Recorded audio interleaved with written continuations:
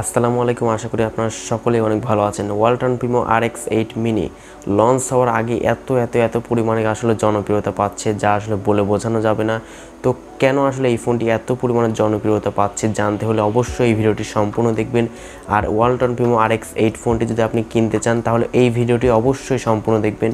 তাহলে এই ভিডিওতে আমি কিন্তু বেশ ভালো কিছু ইনফরমেশন আপনাদের মাঝে আমি শেয়ার করতে যাচ্ছি। তো জানতে হলে অবশ্যই ভিডিওটি আপনাদের প্রথম থেকে শেষ পর্যন্ত দেখতে হবে। আর এই চ্যানেলে নতুন দর্শক হয়ে থাকলে অবশ্যই সাবস্ক্রাইব করে রাখবেন এই ধরনের রিভিউ টাইপের ভিডিওগুলো পাওয়ার জন্য। সো আর দেরি করছি না, সরাসরি মেইন ভিডিওতে চলে যাচ্ছি। Let's start. প্রথমে ছোট্ট করে জেনে নেওয়া যাক যে আসলে ওয়ালটন প্রিমো rx8 মিনি ফোনটিতে কী কনফিগারেশন অ্যান্ড স্পেসিফিকেশন দেওয়া হয়েছে। এই ফোনটিতে মূলত এখানে 6.3 ইঞ্চের একটি ফুল এইচডি প্লাস রেজুলেশনের ডিসপ্লে কিন্তু ব্যবহার করা হয়েছে, যেটি হচ্ছে একটি আইপিএস ডিসপ্লে। এটি কিন্তু ফোনটির প্রধান হাইলাইট বিষয়। এই কারণে কিন্তু ফোনটি এত পরিমাণে কিন্তু জনপ্রিয়তা পেয়েছে। এখনও পর্যন্ত কিন্তু এই প্রাইস রেঞ্জে কোনো ফোনই কিন্তু ফুল এইচডি প্লাস রেজুলেশনের ডিসপ্লে প্রোভাইড করেনি। ওয়ালটন কোম্পানি এই জিনিসটাকে আসলে ফলো করে কিন্তু তাদের রেপুটেশন কিন্তু এইভাবে কিন্তু বাড়াচ্ছে, আপনারা কিন্তু অনেকে বুঝতে পেরেছেন। ফোনটি একটি ভেরিয়েন্টে লঞ্চ করা হবে, যেটি হচ্ছে 4GB র্যাম এবং 64GB ফোন মেমোরি। একটি ভেরিয়েন্টে কিন্তু যথেষ্ট। এখানে কিন্তু 4GB র্যাম কিন্তু বাজেট অনুযায়ী ঠিকঠাকই মনে হয়েছে আমার কাছে, এবং 64GB ফোন মেমোরি কিন্তু ওভারঅল দাম অনুযায়ী কিন্তু একদম পারফেক্ট কিন্তু মনে হয়েছে আমার কাছে। যেখানে অন্যান্য ফোন কিন্তু এখানে 12,000 টাকার ফোনে কিন্তু 3GB র্যাম প্রোভাইড করে থাকে এবং 32GB ফোন স্টোরেজ কিন্তু প্রোভাইড করে থাকে। সেই জিনিসটাকে আসলে ওয়ালটন কাজে লাগিয়ে কিন্তু বেশ ভালো একটি কাজ করেছে এবং তাদের কোম্পানির রেপুটেশনও কিন্তু অনেকটা বাড়িয়ে তুলেছে এটির মাধ্যমে।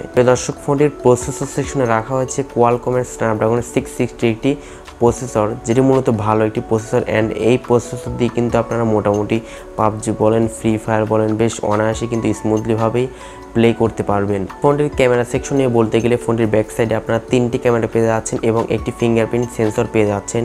ফোনটির মেইন ক্যামেরা হিসেবে আপনারা পাচ্ছেন 12 মেগাপিক্সেল একটি ক্যামেরা। সেকেন্ড ক্যামেরাটি হচ্ছে 8 মেগাপিক্সেল একটি ultra wide angle lens. And third ক্যামেরাটি হচ্ছে 5 মেগাপিক্সেল একটি ডেপথ সেন্সর এখানে ব্যবহার করা হয়েছে। এখানে 3টি ক্যামেরাই আমার কাছে মোস্ট পাওয়ারফুল এবং কার্যকরী ক্যামেরা কিন্তু মনে হয়েছে। এবং ফোনটির ফ্রন্ট ক্যামেরা হিসেবে আপনারা পাচ্ছেন 13 মেগাপিক্সেল একটি ক্যামেরা আপনারা পাচ্ছেন। তো ওভারঅল ক্যামেরা সেটআপ কিন্তু দাম বিবেচনায় কিন্তু আমার কাছে পারফেক্টই মনে হয়েছে, কোনো প্রকার ডিসঅ্যাপয়েন্টেড কিছু মনে হয়নি। তবে অ্যাটলাস্ট ফোনের ব্যাটারি সেকশন নিয়ে যদি আমি কথা বলি তাহলে কিন্তু এখানে 3600 মিলি এমপিআরের ব্যাটারি ব্যবহার করা হয়েছে। অ্যান্ড এখানে 18 ওয়াট কি 15 ওয়াটের কুইক চার্জার এখানে ব্যবহার করা হয়েছে। অ্যান্ড ব্যাটারির দিক দিয়ে বলতে গেলে এখানে আপনারা ভালোই চার্জিং ব্যাকআপ পাবেন, একদিন অনায়াসে চার্জিং ব্যাকআপ পাবেন। তবে এখানে যদি 4000 মিলি এমপিআর ব্যাটারি দিত তাহলে কিন্তু ভালো হতো, এবং 5000 দিলে তো পারফেক্ট প্যাকেজ বলতে পারেন। তবে 3600 মিলি এমপিআর দিয়েছে, এই ব্যাপারেও আমার বেশি একটা হতাশ লাগছে না, কারণ এই প্রাইস রেঞ্জে কিন্তু ফুল এইচডি প্লাস রেজুলেশনের ডিসপ্লে দিচ্ছে এবং স্ন্যাপড্রাগনের 660 প্রসেসর দিচ্ছে এবং 64GB র্যাম দিচ্ছে। তো ওভারঅল এই দিক দিয়ে আবার বিবেচনা করলে কিন্তু ওই দিকটা আসলে একটু ছেড়ে দেওয়া যায়, ব্যাটারির দিকটা। ফোনটি মূলত প্রাইস হতে পারে 12,000 টাকার মধ্যেই, তবে লঞ্চ হলে বোঝা যাবে যে কত প্রাইস রেঞ্জে লঞ্চ হয়। তবে 12,000-এর মধ্যেই হবে। 12,500 যদি এই প্রাইস হয় তারপরেও এই ফোনটি কিন্তু আমি সাজেশনে রাখবো যে এই ফোনটি ভালো হবে। সো ভিউয়ার্স, আশা করছি বুঝতে পেরেছেন যে আসলে কেন এই ফোনটি এত পরিমাণে জনপ্রিয়তা পাচ্ছে।